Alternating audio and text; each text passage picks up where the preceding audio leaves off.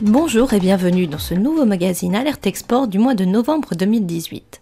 Au sommaire, la conférence sur la francophonie économique du Salon de l'International, le développement à l'export des Pays de la Loire, le palmarès des trophées CCE Auvergne de la performance internationale enfin dévoilé, et enfin le succès du vin de Bourgogne à l'international. Mais avant tout, profitez des conseils de Frédéric Ibanez, fondateur de Alphatrad, une société française spécialisée dans la traduction et l'interprétariat, présente dans plus de 80 pays. Le sujet de ce mois-ci, le Portugal, un pays sous-développé. Oh, certainement pas, ça c'est encore un cliché à la française. On s'imagine que le Portugal est pauvre, qu'il n'y a pas d'infrastructure, et bien c'est bien le contraire. Il faut savoir que le système bancaire portugais est un des plus évolués. On peut faire un tas d'opérations à distance qu'on ne peut pas faire en France. On peut même personnaliser son code de PIN pour sa carte de crédit. Il y a le système multibanco qui est extrêmement évolué aussi, qui permet de payer directement ses impôts, de payer directement un certain nombre de services, selon des références qui sont attribuées par un système automatique. C'est un pays où la téléphonie mobile est extrêmement développée et de bonne qualité, même si elle est très très chère, puisque les opérateurs ont tendance à exploiter un peu le client quand même. Il y a un réseau autoroutier qui est de très bonne qualité, qui couvre tout le pays, avec un système de télépéage un peu comme en France, mais qui offre d'autres possibilités. La seule chose que moi je vois un petit peu négative, c'est les transports ferroviaires.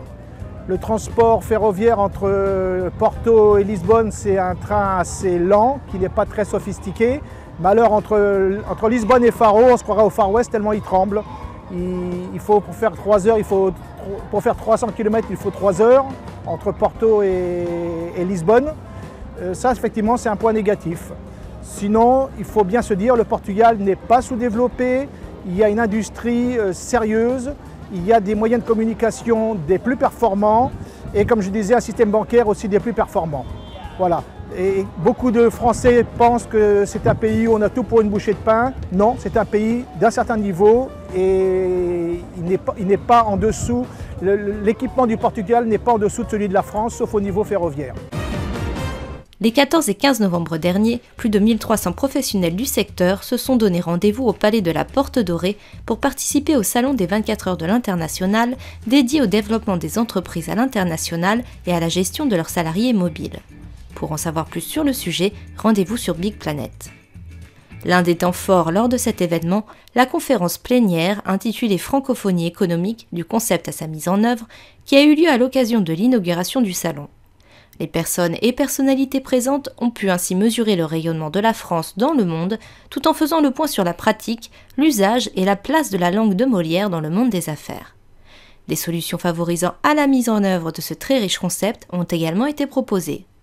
Cette conférence plénière sur la francophonie économique, présidée par Charles-Henri Chenu, a également été l'occasion de remettre le trophée de l'innovation à Alain Cohen, développeur commercial de MyTower, première plateforme digitale collaborative tour de contrôle pour piloter votre supply chain internationale. Les Pays de la Loire font des étincelles à l'international. Du bœuf en Chine, un contrat d'ingénierie pour le traitement de l'eau en Côte d'Ivoire, un joint venture en Grande-Bretagne, des marchés au Canada, les entreprises de la région enregistreraient à l'export une croissance de 14,5% depuis 2 ans. La plus forte dynamique française. Avec le concours de la Chambre de commerce et d'industrie internationale de la région des Pays de la Loire et de Business France, les entreprises se donnent les moyens de leurs ambitions. Ils nous ont aidés à monter une étude de marché, nous ont apporté des conseils marketing sur nos axes de différenciation pour nous positionner en Grande-Bretagne, à recruter et piloter 2 volontariats internationaux en entreprise, raconte par exemple au journal La Tribune David Herriot, président de Selva, une PME spécialisée dans la conception et la fabrication de cartes électroniques pour les secteurs de l'aéronautique, le médical, l'automobile, la sécurité. L'internationalisation de la région des Pays de la Loire, ce sont les chefs d'entreprise qui l'amènent, se plaît à commenter modestement Paul Jantot, vice-président de la région des Pays de la Loire, en charge du développement économique, de l'innovation et de l'international. Et avec succès. Avec sa Team Export, la région aimerait pouvoir accompagner chaque année 100 nouvelles PME ligériennes sur les marchés internationaux. Les trophées CCE Auvergne de la performance internationale viennent d'être attribués. La cérémonie s'est déroulée au FRAC, la volonté des initiateurs, promouvoir la démarche export des entreprises qui valorise le volontariat international en entreprise, appelé communément VIE. Il existe aujourd'hui 32 dispositifs de VIE pour 21 sociétés auvergnates d'après la représentante du préfet, et ce chiffre devrait augmenter dans les années à venir.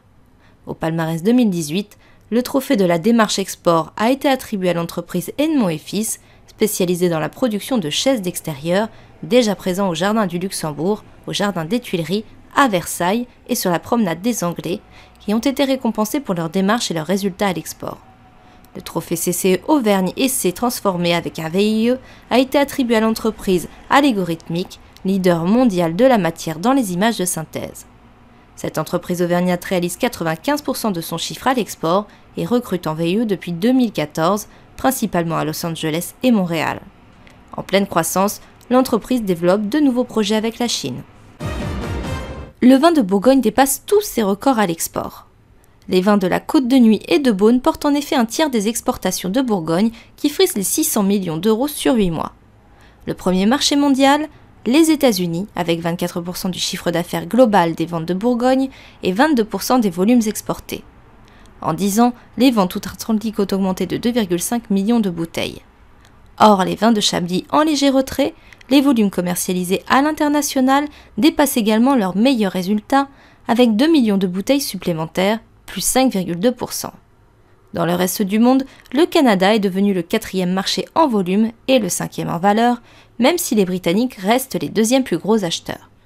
En Asie du Sud-Est, le Japon, la Chine et Hong Kong sont les principaux marchés, avec une progression de 11% en valeur et avec 6,9 millions de bouteilles, 2,8% en volume. Merci de nous avoir suivis et rendez-vous le mois prochain.